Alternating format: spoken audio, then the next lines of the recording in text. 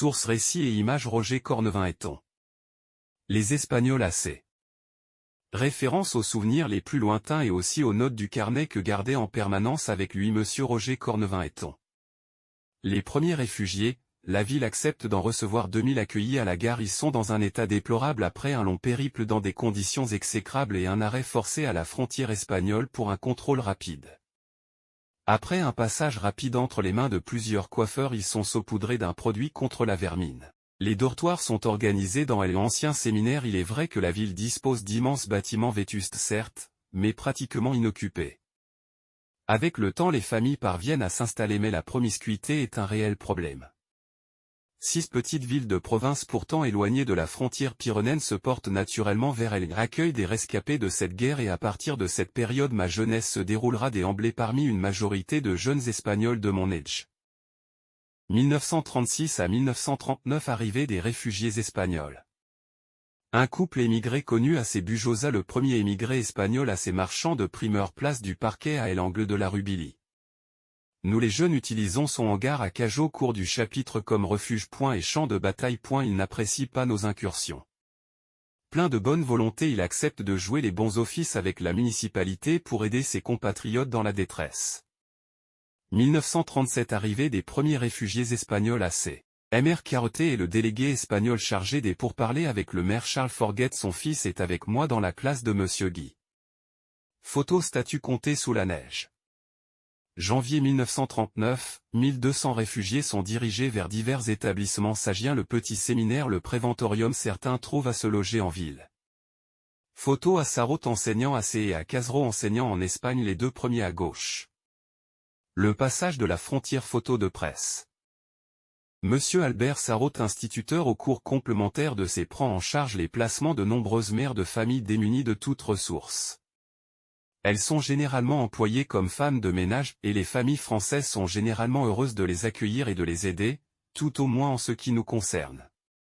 Des vêtements sont distribués aux diverses familles par la municipalité, le succès de l'époque Sombrero et Manti Irina Ketty. Ainsi dans le cadre des travaux familiaux nous aurons successivement plusieurs employés: Carmen, Jorona, Rosario, Angelina, mariée aujourd'hui à un Français ex-sagien et travaillant à la cidrerie du maire, Catalina, c'est veuve d'un combattant républicain fusillé par les franquistes.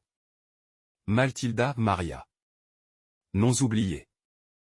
Un Espagnol républicain sortant du camp d'Argelès employé par mes parents travaillera au salon mais en situation irrégulière ne pourra rester.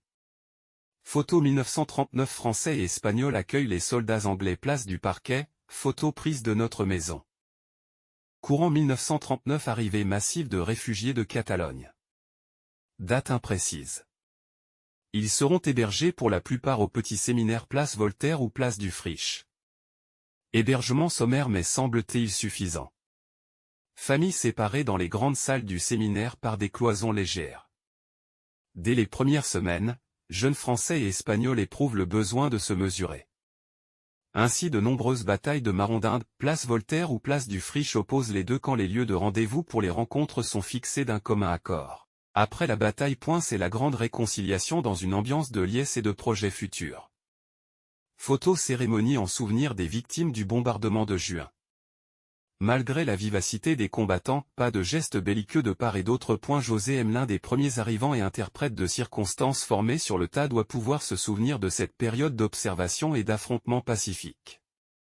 Que les sagiens de souche supportent d'ailleurs difficilement. Les progrès concernant l'apprentissage de notre langue sont très rapides et nous-mêmes dans le cadre des contacts fréquents avec ces nouveaux arrivants absorbons sans trop de difficulté ce nouveau langage. Par la suite vite oublié.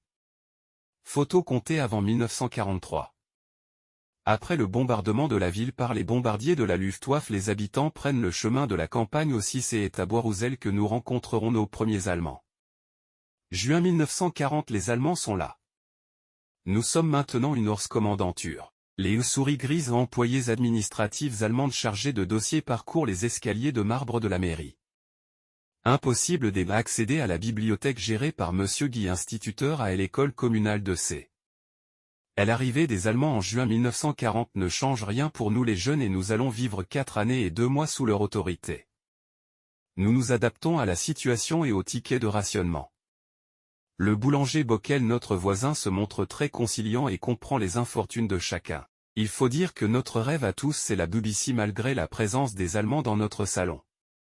Nous sommes littéralement accrochés à la voix du speaker pour nous et l'espoir que cette voix française venue des ailleurs nous fait espérer une délivrance prochaine alors que nous ne sommes qu'au début de l'occupation.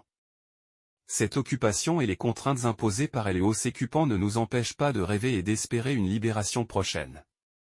Promiscuité importante au séminaire don de vêtements aux réfugiés. Débrouillard, certains jeunes et adultes espagnols se lancent dans la fabrication de bagues pour les particuliers à partir de pièces de monnaie. J'ai gardé en souvenir l'une de ces bagues. La situation internationale est la même pour tous.